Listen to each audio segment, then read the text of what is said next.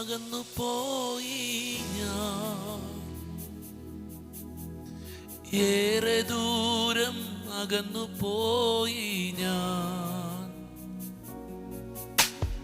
അങ്ങെ വിട്ട് അകന്നു പോയി ഞാൻ,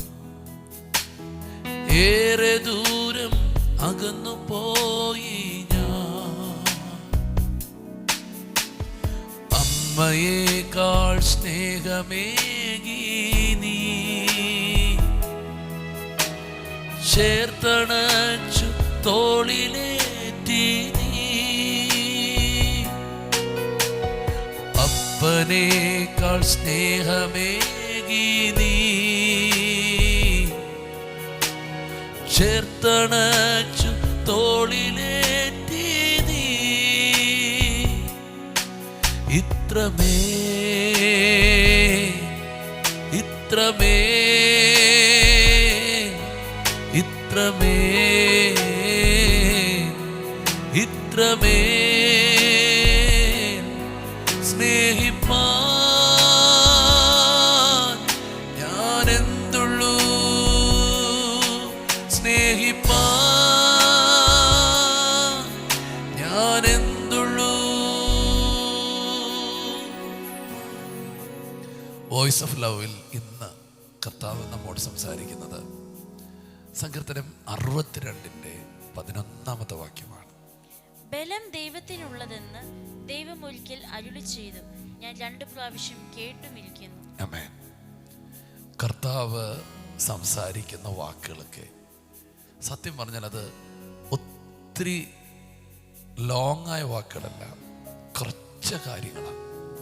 പക്ഷേ അതിനകത്ത് ഭയങ്കര ആഴത്തിൽ ദൈവശബ്ദമുണ്ട്. എന്താ ഈ മനുഷ്യൻ കേട്ട ശബ്ദം? ഞാൻ നിന്നെ സഹായിക്കുമെന്നോ കൂടെയുണ്ടെന്നോ അങ്ങനെ ഒരു ലോങ് ആയിട്ടുള്ള ശബ്ദമല്ല, ഒറ്റ വാക്ക്. ബലം ദൈവത്തിനുള്ളത്,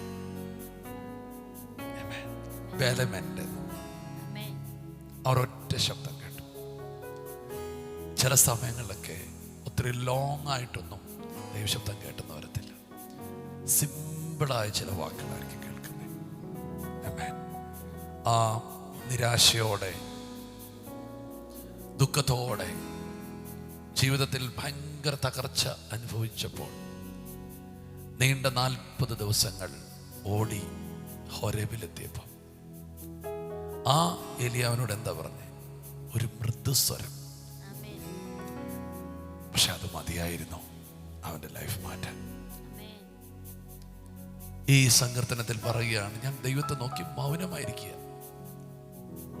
താഴേക്ക് വരുമ്പോൾ പറയുന്നു, മനസ്സിനോട് പറയുകയാണ്, എൻ്റെ ഉള്ളമേ ദൈവത്തെ നോക്കി മൗനമായി ഇരിക്കുക.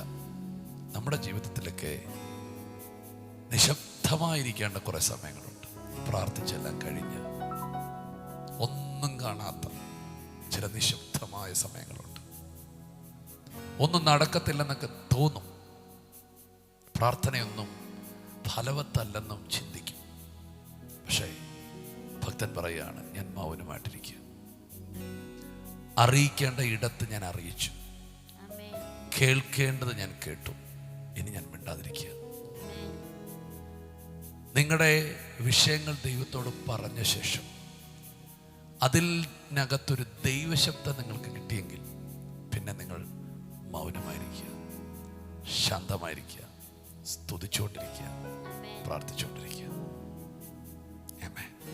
ഞാൻ ദൈവത്തിന് കേട്ടു. ബലം ദൈവത്തിനുള്ളതെന്ന്. ഈ ദിനങ്ങളിൽ ചില ദൈവശബ്ദങ്ങൾ കേൾക്കുന്ന ദിവസങ്ങളായിരിക്കും. ചിലത് കേൾക്കും. ഹല്ലേലൂയ. അടുത്ത വാക്ക് എന്നെ അതിനേക്കാൾ സന്തോഷിപ്പിച്ചു. ദൈവം 1 പ്രാവശ്യം അരുളി ചെയ്തു, ഞാനത് 2 പ്രാവശ്യം കേട്ടിരിക്കുന്നു. എന്താ ഇതിന്റെ അർത്ഥം? ദൈവശബ്ദം തുടർമാനമായി കേട്ടുകൊണ്ടിരിക്കുക. ദൈവം ഒരിക്കലും എന്നോട് പറഞ്ഞത്, പക്ഷെ ഞാനതിനെ ആവർത്തിച്ച് ഞാൻ കേൾക്കുകയാണ്. അതിന്റെ അർത്ഥം എന്താണ്? ദൈവശബ്ദം കേട്ടതുപോലെ ഒന്നും ആയിരിക്കത്തില്ല ജീവിത സാഹചര്യങ്ങൾ. അതിന് അനുകൂലമായി സംസാരിക്കാനും ചുറ്റുപാടുകളിൽ നിന്നും ചിലപ്പോൾ നമ്മുടെ മനസ്സിൽ നിന്ന് പോലും ഒരു ഉൾപ്രേരണ കിട്ടിയില്ലെന്ന് വരാം. കേൾക്കുന്നത് മുഴുവൻ നെഗറ്റീവായിരിക്കാം. എന്നാൽ നിങ്ങൾ ആ സമയത്തും ദൈവം പറഞ്ഞതിനെ റിപ്പീറ്റ് ചെയ്യുക. ഞാൻ 2 പ്രാവശ്യം കേട്ടിരിക്കുന്നു എന്ന് പറഞ്ഞാൽ ജീവിതത്തിനകത്ത് ദൈവം പറഞ്ഞതിനെ ആവർത്തിച്ചു കൊണ്ടിരിക്കുക. അതേ നടക്കും, അതേ നടക്കും. ആ മറുകരയിലേക്കുള്ള യാത്രയിൽ കാറ്റും കോളും തിരമാലയും ആഞ്ഞടിക്കുമ്പോൾ പത്രോസേ, നീ പറയേണ്ടത് നശിച്ചു പോകുമെന്നല്ല, ആദ്യം കെട്ടിലെ അക്കരയ്ക്ക് പോവുക, അക്കരെ എത്തും, അത് പറയുക. സാഹചര്യങ്ങൾ നിങ്ങൾ പറയരുത്, കർത്താവ് പറഞ്ഞത് മാത്രം പറയുക. ഈ ദിവസം അങ്ങനത്തെ ഒരു അഭിഷേകം ദൈവം നിങ്ങളുടെ മേൽ അയക്കുകയാണ്. ആമേൻ. 1 പ്രാവശ്യം അരുളി ചെയ്തു, ഞാൻ 2 വട്ടം കേട്ടിരിക്കുന്നു. ദൈവം പറഞ്ഞത് മാത്രം കേട്ടുകൊണ്ടിരിക്കുക. ലോകം പറയുന്നതോ അവിശ്വാസങ്ങൾ പറയുന്നതോ നിങ്ങൾ കേൾക്കാതിരിക്കുക. അങ്ങനെയാണെങ്കിൽ നിങ്ങൾ അത്ഭുതകരമായൊരു വ്യക്തിയായിരിക്കും. സ്തോത്രം. കർത്താവേ, ദൈവം നിനക്കുള്ളത്. കർത്താവേ, വിശ്വസ്തത നിനക്കുള്ളത്. അടുത്ത സമയങ്ങളിൽ അത്ഭുതകരമായ ഒരു സ്തുതി നിന്റെ അകത്തുനിന്ന് ഉയരും. അനേകരെ ഉറപ്പിക്കുവാൻ ദൈവം നിന്നെ സഹായിക്കും. നമുക്ക് പ്രാർത്ഥിക്കാം. യേശുവേ, ഇന്ന് ഞങ്ങൾക്ക് നൽകിയ നല്ല വചനത്തിനായി സ്തോത്രം ചെയ്യുന്നു. കർത്താവെ, ഞങ്ങൾ ദൈവശബ്ദം കേൾക്കുവാൻ തക്കവണ്ണം പരിശുദ്ധാത്മാവെ ഞങ്ങളുടെ ചെവികളെ തുറക്കണമേ. കർത്താവെ, തുടർമാനമായി ഞങ്ങളുടെ ശബ്ദങ്ങൾ കേട്ട് അങ്ങിൽ ബലപ്പെടുവാൻ പരിശുദ്ധാത്മാവെ അങ്ങ് സഹായിക്കണം. കർത്താവെ, പ്രശ്നങ്ങളിലേക്ക് നോക്കാതെ, പ്രശ്നങ്ങൾ പറയുന്ന ശബ്ദങ്ങളെ കേൾക്കാതെ, കർത്താവെ, ലോകം പറയുന്ന ശബ്ദങ്ങളെ കേൾക്കാതെ, മനുഷ്യർ പറയുന്ന ശബ്ദങ്ങളെ കേൾക്കാതെ, യേശുവെ, ദൈവം പറയുന്ന ദൈവത്തിൻ്റെ ശബ്ദങ്ങളെ കേട്ടുകൊണ്ട് മുമ്പോട്ടേക്ക് പോകാൻ പരിശുദ്ധാത്മാവെ അങ്ങ് ഞങ്ങളെ സഹായിക്കണം.